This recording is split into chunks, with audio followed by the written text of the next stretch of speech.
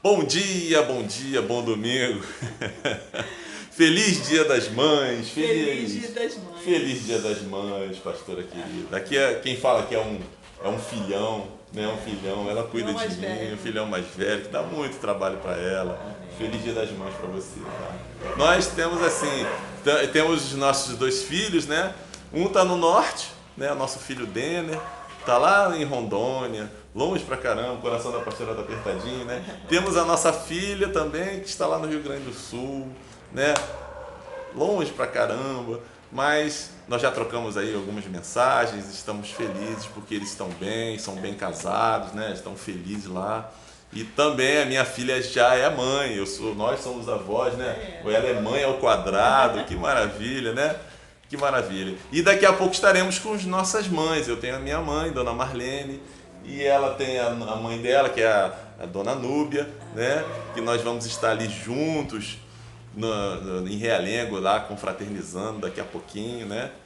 Na hora do almoço. E nós estamos felizes. Queremos mandar os nossos parabéns para todas as mães da Metodista de Honório Gurgel e todas as mães daqueles que estão nos assistindo através desse vídeo, tá bom? Parabéns a todas vocês. Vocês são demais. Amamos todas as mães. Estamos aqui nessa manhã para fazer uma reflexão, né? A gente precisa crescer na graça e no conhecimento. E Deus tem revelado algumas coisas, alguns segredos aqui para mim. E eu queria estar compartilhando com vocês. Mas antes eu gostaria de pedir que a nossa pastora estivesse fazendo uma breve oração para que nós possamos entrar no momento da reflexão da palavra. E já vai abrindo a sua Bíblia aí, Gênesis 11, né? Gênesis 11, deixa aberto aí também. Se puder marcar também Atos 2, a gente vai... Você marca aí as duas passagens enquanto a pastora faz essa oração, amém? Vamos orar. Pai, nós queremos agradecer por esse dia tão lindo.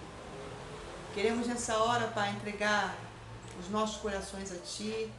E queremos também, Senhor, pedir que em nome de Jesus o Teu Espírito venha trazer a cada coração a revelação da Tua palavra. Essa palavra, Senhor amado, ela mova as nossas vidas, ela transforme, Senhor amado, as nossas vidas. E que a gente possa, Senhor, a partir do momento em que ela transforma a nossa vida, a gente possa transformar outras vidas. Amém. Em nome de Jesus nós oramos. Amém. Amém. Aleluia. Glória a Deus. Nós vamos fazer uma reflexão sobre o poder que existe na unidade de propósito, né? Existe um poder na unidade de propósito. Eu posso aqui estar aqui fazendo uma ilustração, em especial, eu não sou flamenguista não, mas os flamenguistas quando vão no estádio e tem aquela festa vermelho e preto, o pessoal, todo mundo torcendo e o time está perdendo, aí o time pega uma força através daquele grito, vai Flamengo, daqui a pouco o Flamengo faz um gol, daqui a pouco o Flamengo vira o jogo, mas é o poder da unidade, todos torcendo, todos a favor, todos remando na mesma direção. Isso tem um poder tremendo. Isso aqui está relatado na Bíblia Sagrada, na Palavra de Deus, né? Então você que abriu aí a sua Bíblia em Gênesis capítulo 11, olha só o poder. Assim, eu vou estar refletindo o poder que tem a unidade, tanto para o mal quanto para o bem, tá bom? Você grave aí, Gênesis 11, olha só. Gênesis 11 diz o seguinte: em toda a terra havia apenas uma língua e uma só maneira de falar. Os homens partiram do Oriente e encontraram uma planície na terra de Sinar e habitaram ali. E disseram uns aos outros: venham, vamos fazer tijolos e queimá-los bem. Os tijolos lhes serviram de pedra e o betume de argamassa. E disseram: venham, vamos construir uma cidade, uma torre cujo topo chegue até os céus e tornemos célebre o nosso nome, para que não sejamos espalhados por toda a terra. E olha só, a partir do versículo 5. Então o Senhor desceu para ver a cidade e a torre que os filhos dos homens estavam construindo, e o Senhor disse, olha só o que o Senhor disse: eis que o povo é um, e todos têm a mesma língua. Isto é apenas o começo. Agora não haverá restrição em tudo o que planejam fazer. Olha só, o Senhor reconhecendo o poder da unidade. Venha, venham, vamos descer e confundir a língua que eles falam, para que um não entenda o que o outro está dizendo. Assim o Senhor dispersou assim o Senhor os dispersou dali pela superfície da terra e pararam de edificar a cidade, somente até aí. Então vocês perceberam o poder que tem a unidade. O Senhor teve que mover-se, desceu até a terra e fazer a intervenção, para que não acontecesse coisa pior, porque o ser humano estava fugindo do propósito para o qual foi criado. Agora vamos abrir nossa Bíblia em Atos 2. Atos 2, que é uma situação oposta à situação da Torre de Babel. Né? O povo no Torre de Babel estavam se unindo para fazer algo que é contra a vontade de Deus. Atos 2. Ao cumprir-se o dia de Pentecostes, estavam todos reunidos no mesmo lugar. De repente, veio do céu um som, como de um vento impetuoso, e encheu toda a casa onde estavam assentados. E apareceram distribuídas entre eles línguas como de fogo, pousou uma sobre cada um deles. Todos ficaram cheios do Espírito Santo e passaram a falar em outras línguas. Repete comigo, falar em outras línguas. Segundo o Espírito, fala, segundo o Espírito, lhes concedia que falassem. Ora, olha só o que estava acontecendo naquela cidade, a partir do verso 5. Ora, estavam habitando em Jerusalém judeus, homens piedosos, vindo de todas as nações debaixo do céu. Quando, pois, se fez ouvir aquela voz, afluiu a multidão que se possuiu de perplexidade, porquanto cada um ouvia falar na sua própria língua. Estavam, pois, atônitos, se admiravam, dizendo: vede, não são porventura galileus todos esses que aí estão falando? Como ouvimos falar cada um na nossa própria língua materna? Aí eles continuaram falando: somos partos, medos, elamitas, naturais da Mesopotâmia, Judéia, Capadócia, Ponto, Ásia, da Frígia, Panfilha, do Egito, das regiões da Líbia, das imediações de Cirene, e romanos que aqui residem, tanto judeus como prosélitos, cretenses e arábios. Como ouvimos falar em nossas próprias línguas grandezas de Deus? Somente até aí a leitura. Lemos aqui duas situações. Primeiro, houve a confusão das línguas. Por quê? Estava fora do propósito. O propósito da primeira estava completamente fora do propósito de Deus. Eles queriam engrandecer o seu nome. Eles estavam se unindo, olha só o poder da unidade, eles estavam se unindo para fazer uma torre que tocasse o céu. É união, eles estavam com unidade de propósito. Deus tinha ordenado a Noé que eles se espalhassem pela terra. Ali estava se tornando uma cidade como se fosse um centro urbano. E eles estavam se unindo para fazer algo contrário à vontade de Deus. Né? Então o que acontecia? Eles estavam descartando o propósito de Deus. Eles estavam promovendo a sua autossuficiência. O ser humano estava usando o poder da unidade para dizer ao Criador: nós somos autossuficientes, nós não precisamos do Senhor. E a gente vai fazer uma torre alta que o Senhor pode mandar dilúvio de novo, que a gente não vai se afogar mais. A gente não precisa mais do Senhor. Autossuficiência, estava longe do propósito, estava querendo se tornar autônomo. Em Atos 2, cada um falava, era uma cidade cosmopolita, com gente de todo lugar do mundo, cada um falando na sua própria língua. Já, né, ninguém se entende se não estudar a língua do outro, né? E aconteceu uma coisa tremenda. Estavam todos reunidos no mesmo lugar e o Senhor mandou o Espírito Santo revestir aqueles homens e mulheres de Deus.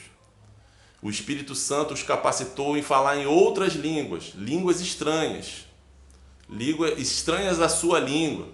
E cada um que ouvia falar, ouvia aquele ruído, aquelas pessoas falando, ouvia no seu próprio idioma.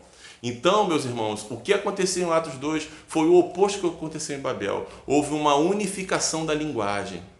E o propósito, sabe qual era o propósito? O propósito era passar a mensagem de Deus, a mensagem da salvação, a mensagem de Jesus Cristo. E aconteceu esse fenômeno de que todos, de todos os idiomas, ficaram atônitos, perplexos. Como pode? Esses não são galileus, não são gente inculta, não é um monte de pescador, não é um monte de gente do povo que está falando na nossa língua. Eles não estudaram a nossa língua, eles não fizeram nenhum curso, estão falando a nossa língua. E começaram a passar a mensagem de Deus. E desde então, esse poder que há na unidade de propósito, que nós que temos o poder do Espírito Santo, nós temos o revestimento do Espírito Santo, temos a inspiração do Espírito Santo e entendemos que é para cumprir o propósito de Deus. Conforme eu disse, na primeira situação, lá na Torre de Babel, enquanto os homens queriam exaltar o seu próprio nome, aqui, em Pentecostes, o nome de Deus estava sendo exaltado. O propósito estava sendo cumprido. E meus irmãos e minhas irmãs, eu quero trazer isso para os nossos dias de hoje. Hoje nós somos muitas igrejas, né? Eu percebo que nós estamos começando a falar a mesma língua. Estamos passando por um processo difícil, porque a economia está parada, né? O pico da curva está chegando no momento do pico da curva da contaminação, né? Muitas doenças se manifestando agora, coisa que o contágio ocorreu há 14 dias atrás, mas estão ocorrendo agora. É o momento de nós estarmos vigilantes, é o momento de nós estarmos orando, estarmos em oração, pedindo livramento dessa doença, livramento dessa praga. Então, meus irmãos, nós precisamos crer no milagre, crer no livramento, crer que o Senhor que está soberano nessa situação, confiar nele que ele está fazendo o melhor para a humanidade. Nós precisamos arrumar a casa, precisamos estar entendendo essas verdades, a verdade da unidade. Por isso, meus irmãos e minhas irmãs, igrejas, pastores e toda sorte de liderança, de influenciadores, a gente precisa promover uma unidade. Unidade que eu falo não se trata de uniformidade, né? Nós vivemos numa sociedade plural, mas precisamos ter unidade de propósito. E a unidade de propósito que nós, a Igreja de Cristo, pregamos é honrar e glorificar o nome do Senhor em tudo que fazemos. Não existe nada que vem de nós, nada vem de nós, tudo vem do Senhor. Todos os milagres, tudo que acontece vem das mãos do Senhor. E a gente precisa entender isso, a gente precisa propagar isso e dar toda a honra e toda a glória ao Senhor. Deus, ele não se alegra na soberba do homem. Não sei se vocês perceberam, lá na Torre de Babel, o homem queria exaltar o seu nome, colocar o seu nome no mais alto topo, né? O meu nome está no topo da torre, né? Vamos fazer para que a gente seja exaltado. Não. E o Pentecoste, todo mundo entendia, havia uma unidade na linguagem, a linguagem era uma só, o amor de Deus sobre a humanidade, e todos que estavam ali, logo depois dessa passagem, há uma grande conversão de 3.000, depois de 5.000, e é bênção, meus irmãos, a gente precisa estar falando a mesma linguagem, para que haja conversão, para que a gente propague o reino de Deus nessa terra, chame à existência o reino de Deus na terra, né? Vamos ficar vigilantes, vamos estar unidos no mesmo propósito de expandir o reino de Deus na terra e exaltar o nome de Jesus Cristo, o nome dele que já está em lugar, que está acima de todo nome. O nome de Jesus Cristo está acima de todo nome, já está. Mas nós precisamos também falar isso, também reconhecer isso, que nós possamos viver nessa verdade, viver nessa unidade,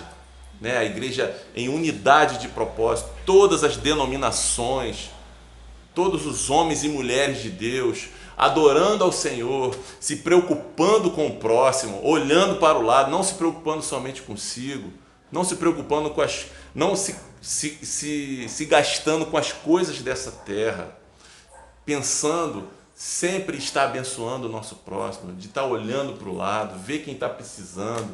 Nós temos falado isso na nossa igreja, nós temos pregado isso. Olha, meus irmãos, aí você olha para o lado, vê se tem alguém com alguma necessidade. Não entre, receba lá a tua bênção e vá embora. Não faça isso. Vamos caminhar juntos, olhando para o lado, em unidade de propósito, honrando e glorificando o nome do nosso Senhor. Amém, meus irmãos? Essa é a mensagem que eu tenho para dizer, essa reflexão. Babel versus Pentecoste. Em uma situação, os homens foram confundidos na sua linguagem. Em outra situação, os homens foram unidos na mesma linguagem. Um para exaltação própria, para que o homem seja exaltado, o nome dele, para haver uma declaração de autonomia de Deus, e a outra declarando que nós somos dependentes de Deus, que o poder que houve, o poder que há na crucificação de Jesus Cristo, no derramamento do seu sangue, na obra da cruz do Calvário, é uma obra que foi feita para todos, e todos têm acesso, que essa graça que veio sobre a humanidade esteja sobre a sua vida, na união da linguagem, a linguagem de Deus, a linguagem universal da salvação, que traz o homem de volta para Deus. É uma ligação, uma ponte. Meus irmãos, nessa hora, meu irmão, minha irmã, você que ainda não caiu a tua ficha, ou que caiu a tua ficha agora, que falou, poxa, de fato, eu sempre fui arrogante, sempre fui autossuficiente, eu não reconheço, não reconhecia que Deus estava no comando de tudo, e hoje eu estou ouvindo essa mensagem, estou reconhecendo. Eu quero convidar você a estar colocando a mão no seu coração e fazer uma oração de reconhecimento de que você depende de Deus, nessa linguagem que eu acabei de falar para você, nessa linguagem que une a humanidade, que une os povos em prol da glória do Senhor Jesus. Amém? Então põe a mão no seu coração e ore comigo. Pai Celestial, eis-me aqui, Senhor. Eu quero nessa hora, Pai, pedir perdão ao Senhor, porque eu achava que eu podia resolver as coisas com as forças do meu braço, com minha inteligência, com o meu dinheiro, ou o que for, Senhor. Essa capacidade que eu tenho, essa habilidade que eu tenho, eu achava que isso podia me salvar. E nessa hora eu reconheço, Pai, que é o Senhor que salva, é o Senhor que cura e que liberta. E nessa hora eu quero me render a Ti. Eu faço essa oração agora junto com o pastor Júnior, com a pastora Cris, e faço no nome de Jesus. Amém e amém. Glória a Deus, meu irmão, minha irmã. Eu quero aconselhar você, quando passar essa pandemia, que as igrejas estiverem abertas, procure uma igreja evangélica perto da sua casa e renda-se, converse com um pastor de lá, renda-se ao Senhor, comece a servi-lo e glorificar o nome em tudo que você faz. Né? Tudo que você tem, tudo que você não vem de você, vem do alto. Desejo a você um domingo maravilhoso. Fiquem na paz. Pastora, você tem algo a dizer? Amém. Mais uma vez, feliz Dia das Mães. Que o Senhor continue abençoando a vida de cada uma de vocês. E para vocês, e para os demais, um domingo abençoado. Fiquem Amém. Na paz de Jesus. Amém. Paz. Que a graça do nosso Senhor Jesus Cristo, o amor do nosso Pai e as doces consolações do Espírito estejam sobre a minha vida, sobre a sua vida, sobre a vida da sua mãe, sobre a vida da sua família, todos os seus entes queridos, amados, agora e para todo sempre. E você diz amém. Glória a Deus. Glória a Deus.